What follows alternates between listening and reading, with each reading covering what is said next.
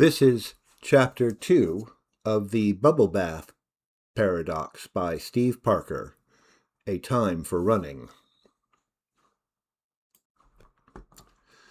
The biometrics on the museum side door recognized me as I approached. The electromagnetic lock audibly clicked off.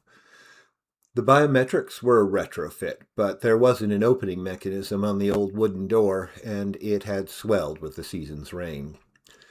I went to open it, and it was as stuck as it had been every morning this week. I put my shoulder against it, and it noisily popped open, flinging me inside.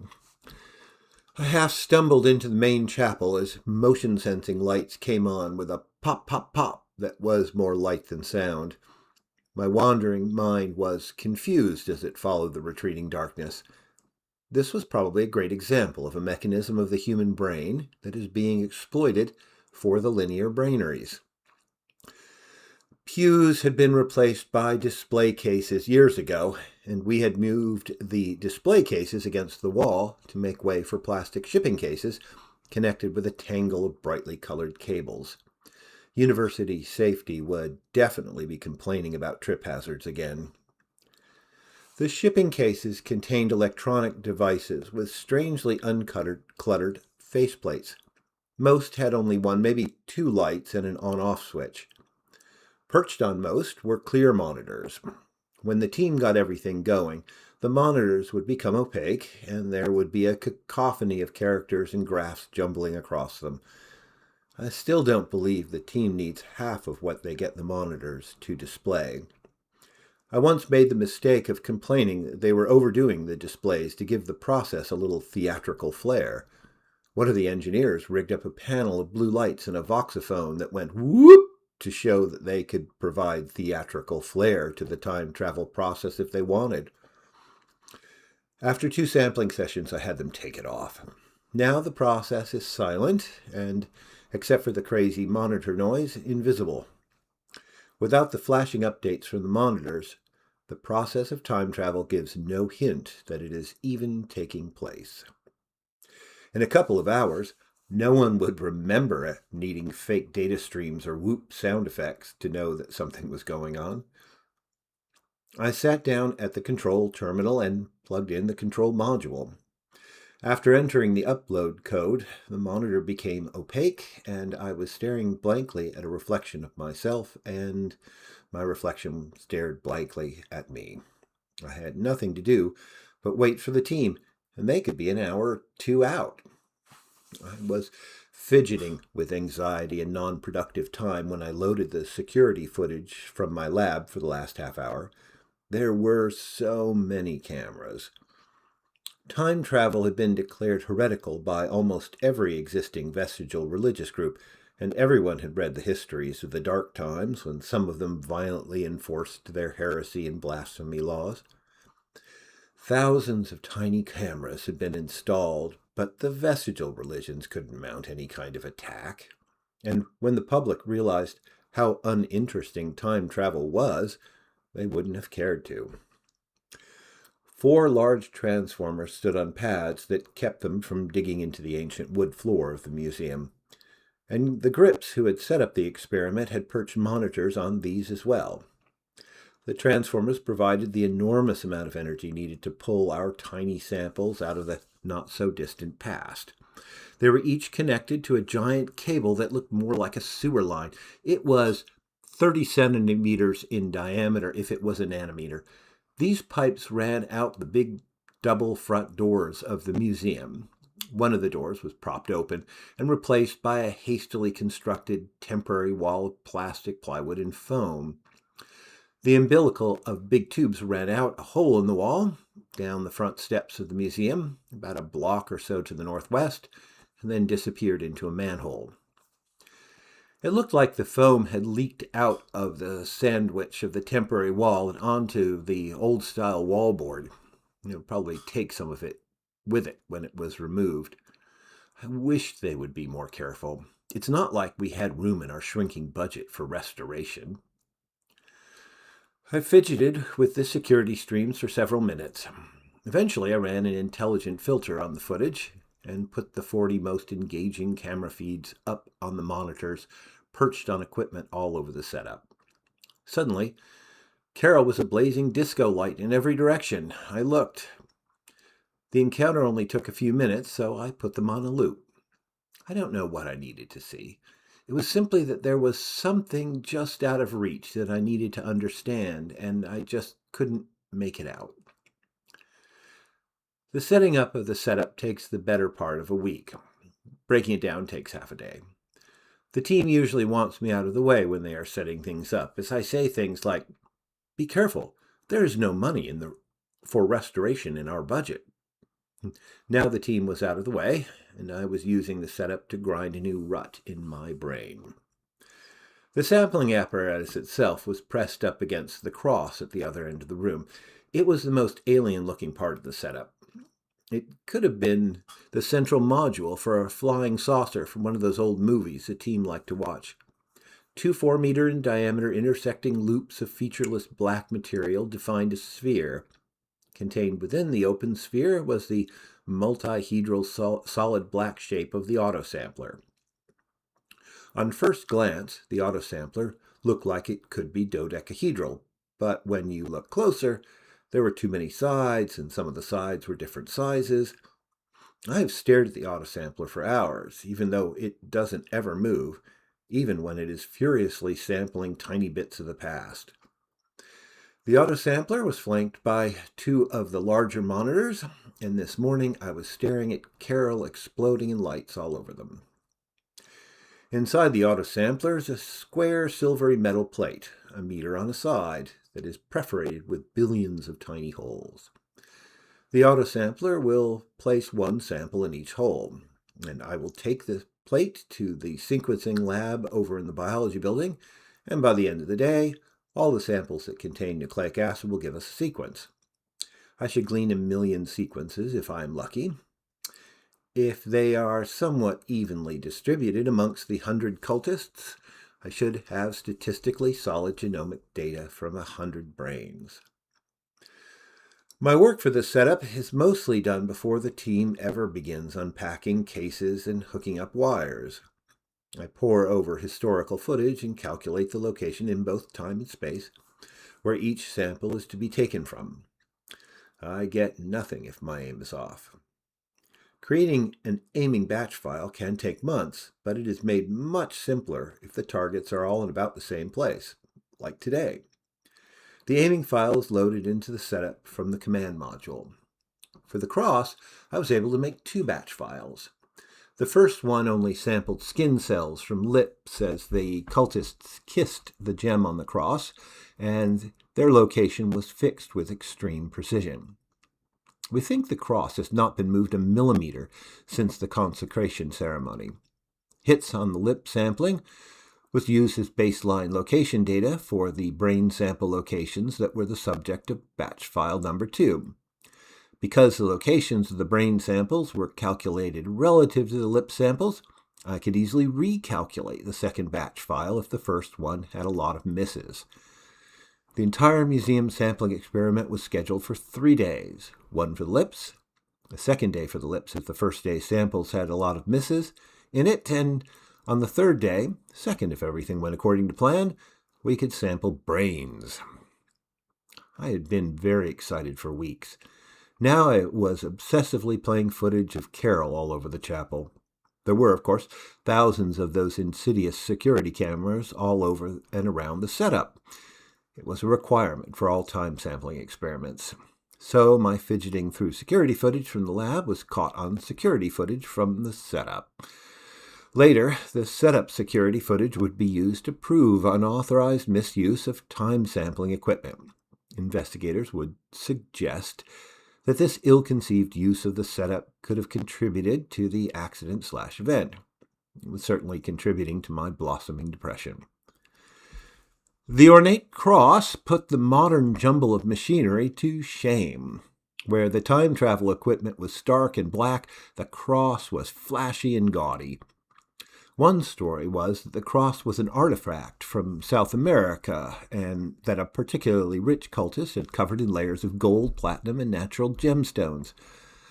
Most people thought the incredible mass of the cross was due largely to a metric ton of lead that theoretically lay just under a thin veneer of more precious metals.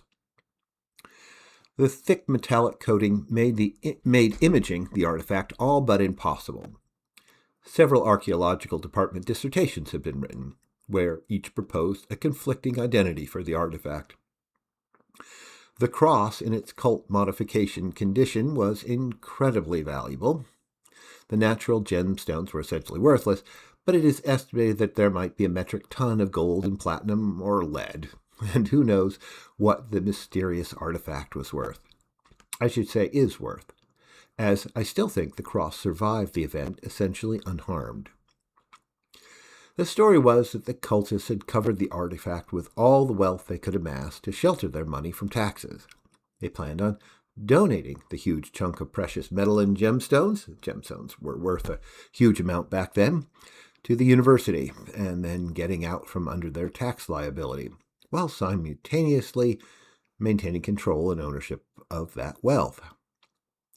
They managed to evade their taxes eventually, but the university refused to give the cross back. I think they had plans on melting the thing down and doing something useful with the money. Unfortunately, the legal battles with the cult forced the university to declare the cross a World Heritage Artifact, and it has sat here undisturbed in the museum ever since. By undisturbed, I mean that it has never been moved at all. It is so massive and dense that moving it requires very powerful machinery. A massive, undisturbed object is exactly what I needed for aiming the time travel sampler. I'd giddily thought to myself that everyone lost except me this time. Now, looking at the exploding carols all over the chapel, I did not feel like I was doing any winning this morning. The overall shape of the cultic cross was the same as those worshipped by the walled Gnostic states in the Middle East. Before the conflicts, even before the establishment of the first settlements, there were millions of people who worshipped the idea that some god came to earth and was literally nailed to a wooden cross, where he slowly bled to death. But then he came magically back from the dead or something. These torture cults were apparently ubiquitous in parts of the world. The weird part is that this was such a good thing that some groups made wildly ornate versions of the god torturing device, although I've never heard of one as over-the-top gaudy as the cultic cross. They even had rituals where people symbolically cannibalized their tortured god and drank his blood. Torture, mutilation, and bloodletting were all metaphors my brain was resonating with. The team started rolling in, and I started turning off monitors. Most were off and back to transparent before the team had any chance to see the open emotional wound I had turned the morning's encounter with Carol into. At least I hoped they had not seen what I had been televising to the setup in its huge, mostly empty room. I didn't know if all the members of this particular time sampling team. I could tell they thought I was kind of a constant joke, though. And if they saw the multi-angle viewing of Carol, they would have gotten confirmation that I was. It did not appear as if they were too interested in anything I was doing. Apparently, they had a party the night before where they watched 80-year-old zombie movies. Someone had conceptually connected the living dead cannibal god of the cultic cross folks with the fact that I was so excited about sampling brains. So they were calling me the Zombie Master. I tried to say good morning to the team as they sputtered in. All I got in response was a mumbled, "Yes, master," or "Good morning, master." Chuck just grabbed his hair and stared at me wild-eyed as he screamed, "Brains!" Ha, ha. I did know Chuck, who was apparently the team leader for the day. He brought me a folding chair to watch the sampling from. Someone had printed Zombie Master on the back. Ha, ha. Actually, the teasing showed that the team was at least interested in the sampling experiment. I actually appreciated the energy they were showing, even if they had not shown up till afternoon. I feigned the slightest irritation to show my appreciation for their motivated interest in the setup. The team quickly got to work as they assembled. The monitors became opaque again, and the undecipherable information began appearing on them.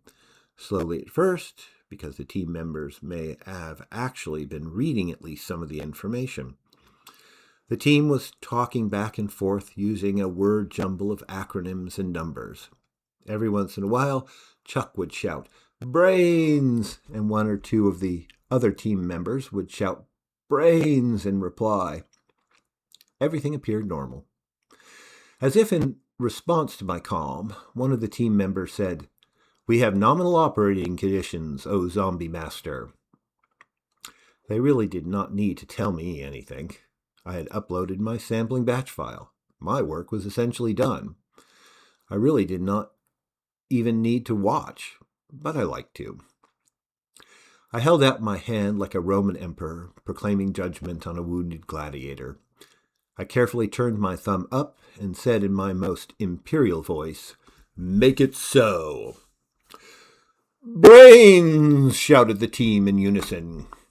At this point in a typical sampling experiment, I would wait for 15 minutes or so, and then someone would tell me it was done. There is usually no talking amongst the team members during the sampling. I stay out of the way, and everything works great. On the day of the event, the first thing I noticed different about the sampling was a sound. It sounded like someone was unwadding a crumpled sheet of metallic foil. Also, the team members were talking. I could not understand them any better than the crunching of the foil. And then I saw the glow, a blue glow, a faint blue glow coming out of the pitch-black autosampler. "Wow," I said. "Chuck, when did y'all decide to put the light panel and AudioVax back on the setup?" I asked. "I like this new one. The glow is much more diffuse. You have outdone yourselves." Chuck looked up annoyed with a "why are you making noise" look in his eyes. I pointed at the autosampler dumbly. "Hey, Jane, what is this?" announced Chuck in a voice just shy of yelling. Chuck, as managing leader for the day, may have been the leader in all things that had to do with interacting with mortal humans. Jane was the wizard who was the undisputed top dog, always leader of the team. I think I had only spoken with her twice in 4 years. Each time she only said a couple of words. This time was no different. "Not good," said Jane. All the team looked up and stared at the autosampler. The cross had now begun glowing an angry red. Shimmers of what looked like heat shot out of it at all angles. The room looked like it was violently shaking. The team was frozen by the shock of what was happening, and I did the bravest thing I had ever done. I saved all their lives. People still don't give me credit for how awesome I was. "Run!" I yelled as loud as I could. "Run for the door!" And then I ran for the door. My yells and the sight of me running established that running might be a good idea. The team followed me to the big double doors at the far end of the chapel. We turned and watched as reality flickered, and then a large spherical chunk of it disappeared. You have been listening to Chapter 2 of the Bubble Bath Paradox, Time for Running. Written and read by Steve Parker. Music by the awesome Victor McSurley.